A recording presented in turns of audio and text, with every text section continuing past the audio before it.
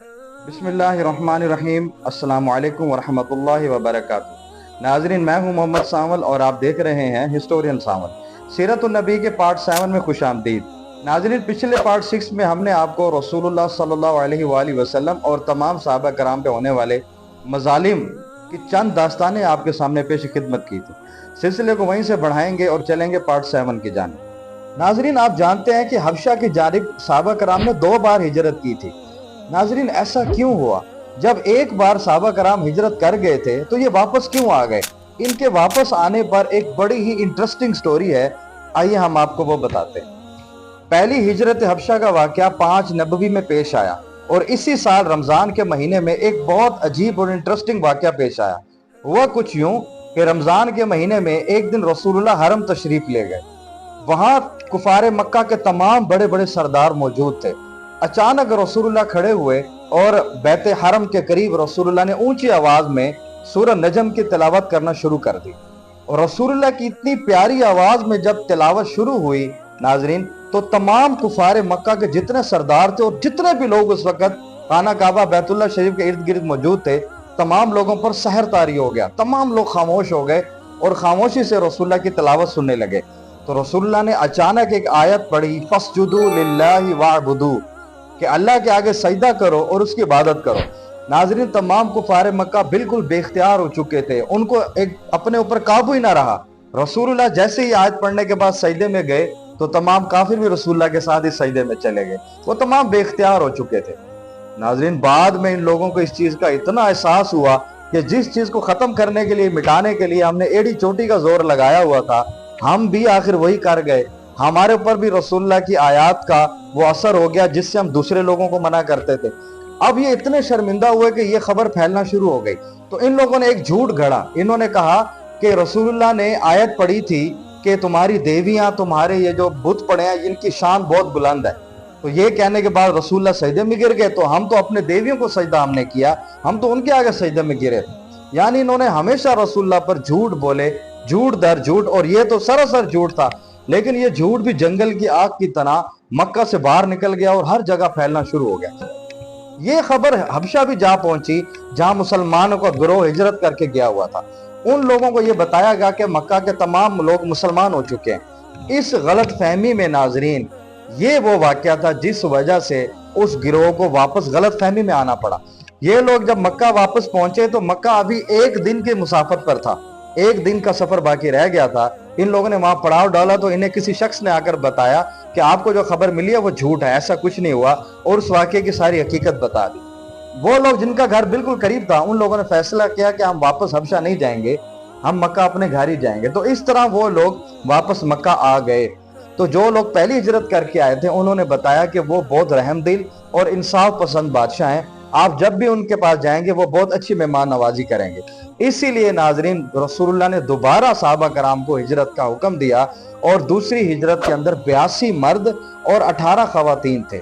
यानी कि ये टोटल तकरीबन 100 लोगों का गिरोह बनता है। पहली हिजरत के अंदर 16 लोग थे टोटल और दूसरी में 100 लोग थे। तो 100 लोगों का गिरोह जो था, इनकी क़यादत रसूलुल्लाह ने, दूसरी हिजरत जब हो रही थी तो इस गिरोह, इस लश्कर की जो क़यादत थी वो रसूलुल्लाह ने हजरत अली अलैहिस्सलाम के बड़े भाई हजरत जाफिर अलैहिस्सलाम को उसकी क़यादत सौंपी और वो इन लोगों को लीड करते हुए हजरत असहमा नजाशी के दरबार में ले गए। ये बाद में मुसलमान हो गए थे, इसीलिए इनके नाम के साथ हम हजरत लगाते हैं।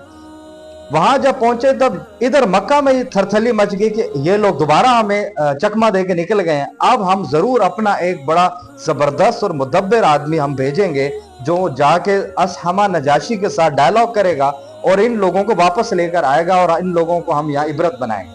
तो इन्होंने उस वक्त जो सबसे समझदार इंसान मक्का का समझा जाता था, वो उस वक्त मुसलमान नहीं हुए थे, बाद में मुसलमान हुए थे, हजरत अमर बिन अल-आस। अमर बिन अल-आस को सिलेक्ट किया गया। इन्होंने जाकर वहां डिमांड की कि हमारे लोग यहाँ भाग कर आए हैं, इन्हें हमारे हवाले किया जाए। तो आपको जैसे बताया गया, असहमा नजाशी तो थे, वो इंसाफ पसंद बादशाह थे। उन्होंने दोनों पार्टीज को सामने खड़ा किया और दोनों को बोलने का मौका दिया। जब उन्होंने हजरत जाफिर बिन तैयार को कहा कि अब आप बताएं कि आप अपने बारे में, आप अपने हक में क्या बोलेंगे, तो हजरत जाफिर ने बताया कि अल्लाह ताला ने अगले नबी का इंतखाब मक्का से किया और वो हाशमियों से हैं और वो मेरे चचाजाद भाई भी हैं। اور وہ انصاف پسند ہیں، وہ بہت رحم دل ہیں، وہ بہت بااخلاق ہیں۔ وہ کہتے ہیں کہ بچیوں کو زندہ دفن نہ کرو، وہ کہتے ہیں کہ انصاف کرو، وہ کہتے ہیں ماں باپ کی عزت کرو۔ عمر بن العاص نے جب محسوس کیا کہ حضرت جعفر بن طیار جو ہیں وہ نجاشی کو اپنی طرف بڑی خوبصورتی سے مائل کر رہے ہیں، تو انہوں نے ایک بڑی زبردست چال چلی، اور وہ یہ چال تھی، ان کو پتا تھا کہ نجاشی عیسائی ہیں، اور عیسائیت میں حضرت عیسیٰ علیہ السلام کا کیا مقام ہے، کیا نظریہ ہے، وہ ان کو اللہ تعالیٰ کا بیٹا سمجھتے ہیں۔ انہوں نے کہا کہ اچھا آپ جعفر سے یہ پوچھیں کہ یہ حضرت عیسیٰ علیہ السلام کے بارے میں کیا کہتے ہیں، ان کا نظریہ آپ سے بالکل مختلف ہے۔ وہ چاہتے تھے، کیونکہ وہ چاہتے تھے کہ حضرت جعفر کوئی نہ کوئی یہاں گستاخی کر جائیں، اور تاکہ حضرت نجاشی ان پر غصہ ہوں اور غصے میں وہ ان کو ہمارے حوالے کر۔ تو جب انہوں نے پوچھا کہ ہاں اب تم مجھے بتاؤ کہ تمہارا نبی ہمارے عیسیٰ علیہ السلام کے بارے میں کیا کہتا ہے، تو ناظرین حضرت جعفر بن طیار نے بے خوف ہو کر سورۃ مریم کی آیات کی تلاوت فرمائی، اور نجاشی نے بہت غور سے اور بہت ادب و احترام سے ان آیات کو سنا۔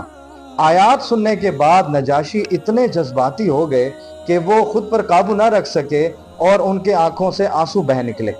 انہوں نے ایک چھڑی اٹھائی اور زمین پر ایک لائن کھینچی اور کہا کہ بے شک جو بھی تم نے کلام پڑھ کر سنایا ہے، تمہارا نظریہ اور ہمارا نظریہ اس لائن سے زیادہ نہیں ہے۔ اور نجاشی نے عمر بن العاص سے غصے میں فرمایا کہ یہ لوگ میرے مہمان ہیں، اور یہ جب تک چاہے میرے مہمان رہیں گے، اور میں دیکھتا ہوں کہ کون ان کو ذرہ بھر بھی نقصان پہنچاتا ہے۔ عمر بن العاص جب وہاں سے بالکل بے امید ہو کر واپس پہنچے، تو انہوں نے آ کر کفار مکہ کو یہ سارے واقعہ سنایا، اور ان لوگوں کو بہت غصہ آیا، اور انہوں نے مکہ میں موجود رسول اللہ اور ان کے گھر والوں کو مزید پریشان کرنا شروع کر دیا۔